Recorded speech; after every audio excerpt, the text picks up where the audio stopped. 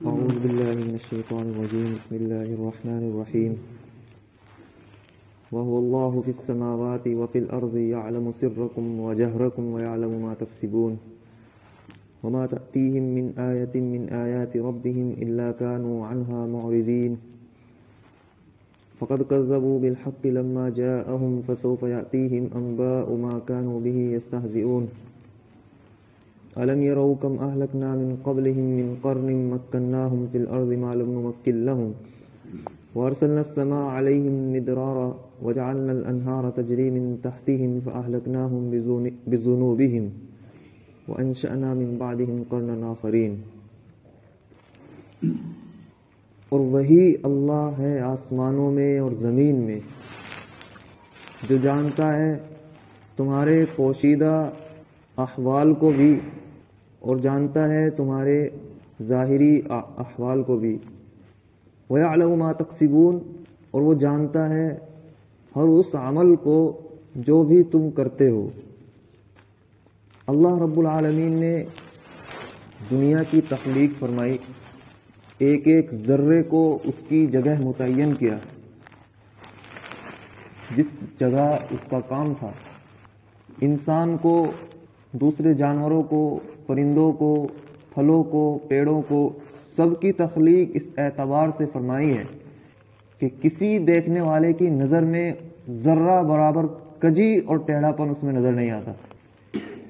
کسی بھی طرح انسان نظر کر کے دیکھتا ہے تو اللہ رب العالمین کی تخلیق میں ایک عجیب کشش انسان کو محسوس ہوتی ہے، اور اس کو ایک جگہ بھی انگلی رکھنے کی اجازت نہیں ہوتی، اس کی ہمت نہیں ہوتی کہ فلاں جگہ ذرا زیادتی ہو گئی یا فلاں جگہ زیادہ کمی ہو گئی. ایسا توازن کائنات کے اندر اللہ رب العالمین نے رکھا ہے. انسان کے اندر بھی ایک پوری کائنات چل رہی ہے. ہماری آنکھیں ہیں، ہمارے کان ہیں، ہمارے اندر سونگھنے کی صلاحیت ہے، چکھنے کی صلاحیت ہے، قوت لامسہ ہے، چھونے کی صلاحیت ہے. ان کے اندر بھی ایک زبردست توازن اللہ رب العالمین نے رکھا ہے. پھر انسان کی دو طرح کی حیثیتیں ہیں. ایک حیثیت تو وہ ہے جس میں انسان بندھا ہوا ہے، وہ اس فطرت سے جدا نہیں ہو سکتا. مثلا سانس لینا انسان کی فطرت میں ہے، اس سے وہ جدا نہیں ہو سکتا. بھوک لگنا انسان کی فطرت میں ہے، اس سے وہ جدا نہیں ہو سکتا. پیاس لگنا انسان کی فطرت میں ہے، اس سے وہ جدا نہیں ہو سکتا. جو فطرت ہے اس سے انسان جدا نہیں ہو سکتا. ایک فطرت ہے، فطرت دین اسلام، اس سے بھی انسان کا جدا نہ ہونا ہی موضوع ہے. حالانکہ اللہ رب العالمین نے انسان کو اختیار دیا ہے کہ وہ حق اور باطل کے درمیان میں سے جس کو چاہے اختیار کر سکتا ہے. اختیار اس کو ہے، لیکن چاہیے کہ اس کو حق ہی اختیار کرے. باطل کا اختیار ضرور دیا ہے، لیکن ساتھ ساتھ اس کی جانب اشارہ کر کے بتلا بھی دیا ہے کہ یہ باطل ہے اور اس پر اختیار کرنے سے پکڑ بھی ہوگی. انسان کے اندر اور انسان کے باہر جتنے بھی احوال اس کے عمل سے، اس کے ارادوں سے، اس کی چاہتوں سے جتنے بھی عمل نمودار ہوتے ہیں، اللہ رب العالمین تنہا ہے جو اس کو جاننے والے ہیں. جب کائنات اس کی تخلیق کرتا ہے اور اس کو معلوم ہے کہ کس ذرے کو اس نے کس جگہ رکھا ہے اور اس کا عمل کیا ہے، تو پھر وہ یہ بھی جانتا ہے کہ انسان کے دماغ میں جتنے پرزے ہیں ان کا عمل کیا ہے اور وہ کس وقت کون سا عمل کرے گا. والذی فی السماوات والارض، واللہ الذی فی السماوات والارض، وہی ہے اللہ آسمان میں اور زمین میں. یعلم سرکم وجہرکم، وہ تمہارے پوشیدہ احوال کو بھی جانتا ہے اور تمہارے ظاہری احوال کو بھی جانتا ہے. ویعلم ما تکسبون، اور ہر وہ جانتا ہے ہر اس بات کو جو بھی تم انجام دیتے ہو. وما تأتيهم من آية من آيات ربهم إلا كانوا عنها معرضين. بنیادی باتوں سے فراغت کے بعد اب ان کی جانب اشارہ ہے جنہوں نے اعراض کیا، جنہوں نے کفر کیا، کہ وما تأتيهم من آية، کوئی بھی نشانی ان کے پاس آتی ہے اللہ رب العالمین کی جانب سے، ان کے رب کی جانب سے، تو وہ اس سے اعراض ہی کرتے ہیں. ان کے اندر عناد ہے، دشمنی ہے، ہٹ دھرمی ہے، تکبر ہے. جو بھی نشانی اللہ رب العالمین کے جانب سے آتی ہے تو اس سے اعراض ہی کرتے ہیں. وہ ان کی ایک عادت بن چکا ہے کہ حق کی کسی بھی نشانی کو دیکھتے ہیں تو بغیر کسی تحقیق کے فوراً منہ موڑ لیتے ہیں۔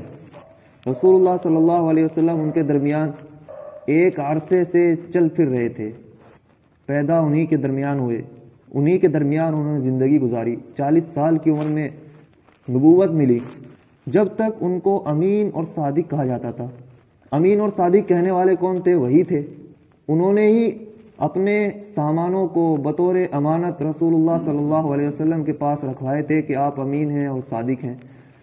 جب صفا کی پہاڑی پر رسول اللہ صلی اللہ علیہ وسلم نے چڑھ کر آواز دی مکے والوں کو اور کہا کہ اگر میں تم کو بتلاؤں کہ پہاڑی کی جانب ایک لشکر ہے جو تم پر حملہ ہے تو کیا تم اس کی تصدیق کرو گے؟ انہوں نے کہا کہ کیوں نہیں، ہم آپ کو سچا جانتے ہیں۔ لیکن جب انہوں نے کہا کہ پھر میں گواہی دیتا ہوں کہ اللہ کے علاوہ کوئی معبود نہیں، تو پھر اس سے اعراض کرنے لگے۔ یعنی اصل دشمنی ان کی اللہ رب العالمین سے تھی بالذات۔ وہ رسول اللہ صلی اللہ علیہ وسلم کو اگرچہ امین جانتے تھے لیکن دین کے معاملے میں پیروی نہیں کرتے تھے، جو بھی حق ان کے سامنے آتا اس سے اعراض کرتے۔ وما تأتیہم من آیت من آیات ربہم، جو بھی نشانی آتی ہے اللہ رب العالمین کی جانب سے وہ اس سے اعراض ہی کرتے ہیں۔ فقد کذبوا بالحق لما جاءہم، تو انہوں نے حق کی بھی تکذیب کی، اس کو بھی جھٹلایا جب وہ ان کے پاس آیا۔ اس سے مراد رسول اللہ صلی اللہ علیہ وسلم کی ذات ہے کہ ان کو بھی جھٹلا دیا، ان کی رسالت کو جھٹلایا، اور مراد قرآن بھی ہے کہ قرآن بھی ان کے پاس آیا اور قرآن کی بھی انہوں نے تکذیب کی، اس کو بھی جھٹلایا۔ حالانکہ قرآن نے صاف طور پر چیلنج کیا تھا کہ ان کو، اور وہ خوب سمجھتے تھے قرآن مجید کی ایک ایک آیت کو، اور وہ جانتے تھے کہ اس جیسا بلیغ کلام کسی انسان کی قدرت میں نہیں ہے، اور کوئی انسان اس قرآن کو بنانے کی قدرت نہیں رکھتا۔ انہوں نے بہت کوششیں بھی کی، اپنے اندر سے ادیبوں کو چھانٹ کر اس چیز پر لگایا بھی کہ قرآن کا جواب دو، لیکن ان پر وہ جواب نہیں بن پڑا۔ اس جاننے کے باوجود بھی حق جانتے تھے لیکن پھر بھی کذبوا بالحق لما جاءہم، جب ان کے پاس آیا حق تو اس کے بھی انکار کر دیا۔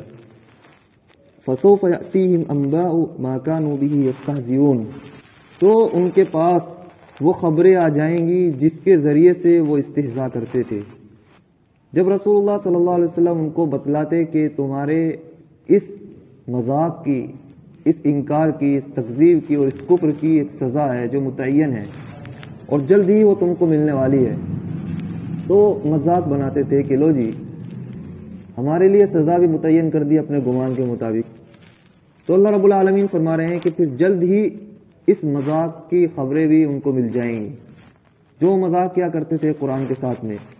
فسوف یأتیہم انباء ما كانوا به یستہزئون الم یروا کما اہلکنا من قبلہم من قرن مکناہم فی الارض، کیا انہوں نے نہیں دیکھا کہ کتنی قوموں کو ہم نے ان سے پہلے ہلاک کر دیا، جن کو ہم نے قدرت دی تھی زمین میں ایسی کہ ایسی قدرت تم کو نہیں دی، اور ہم نے ان پر آسمان برسایا مسلسل، ان پر مسلسل بارش ہوتی رہی، اور ہم نے نہریں بہا دی ان کے نیچے سے، لیکن ان کے گناہوں کے سبب پھر ہم نے ان کو ہلاک کر دیا، اور ہم نے ان کے بعد پیدا کر دیا دوسری قوم کو۔ ان کے اس مذاق کرنے کا جو بدلہ ہے وہ آخرت میں ملے گا، لیکن شواہد تو دنیا میں موجود ہیں۔ گزشتہ قوموں کے ان کھنڈرات کو آدمی جا کر دیکھے جہاں قوم سمود رہتی تھی، قوم عاد رہتی تھی، قوم لوط رہتی تھی، کہ جس کے قوم لوط کی جو جگہ ہے بحر میت کے قریب جو بتائی جاتی ہے، وہ دنیا کی سب سے نیچی جگہ ہے، سب سے نچلا حصہ ہے دنیا کا، وہ وہی ہے جہاں قوم لوط کی اس بستی کو بتایا جاتا ہے، جس کو قرآن نے بھی کہا ہے کہ ہم نے اس کے اعلیٰ حصے کو وجعلنا اعلیٰہا اسفلہا، ہم نے اس کے اعلیٰ حصے کو اس سب سے نیچا بنا دیا۔ وہاں جا کر انسان دیکھے ان کی کیا حالت ہو گئی ہے۔ قوم سمود اور قوم عاد جو پہاڑوں میں گھر تراشتے تھے، بہترین محلات ان کے کھنڈرات کی شکل میں آج بھی موجود ہیں، وہاں جا کر انسان دیکھے کہ ان کی حالت کیا ہوئی تھی جب انہوں نے اپنے نبی کی تکذیب کی تھی۔ کیونکہ یہ دنیا قل سیروا فی الارض فانظروا کیف کان عاقبۃ المکذبین، آپ فرما دیجئے کہ پھر تم جا کر دیکھو ان لوگوں، پھر تم چلو زمین میں سفر کرو اور دیکھو کہ کیسی سزا تھی تکذیب کرنے والوں کی۔ کیا انہوں نے نہیں دیکھا کہ کتنی قوموں کو ہم نے ہلاک کر دیا؟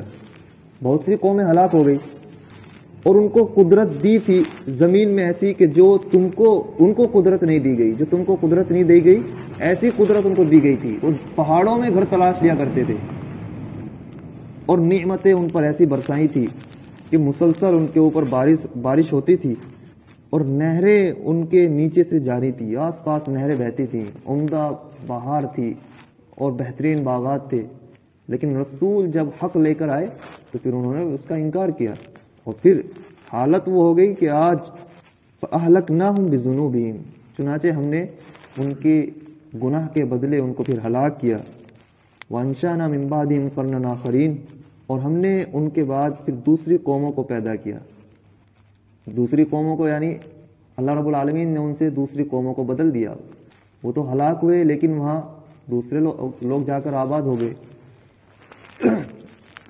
جیسا کہ دوسری آیت میں ہے قرآن مجید کی، وَإِن تَتَوَلَّوْا يَسْتَبْدِلْ قَوْمًا غَيْرَكُمْ ثُمَّ لَا يَكُونُوا أَمْثَالَكُمْ، کہ اگر تم روح گردانی کرو گے تو پھر اللہ رب العالمین تمہاری جگہ دوسری قوم کو لے آئے گا، پھر وہ تمہارے جیسے نہیں ہوں گے. یہ خطاب ان لوگوں کا ہے جو انکار کرنے والے ہیں، جو تکذیب کرنے والے ہیں.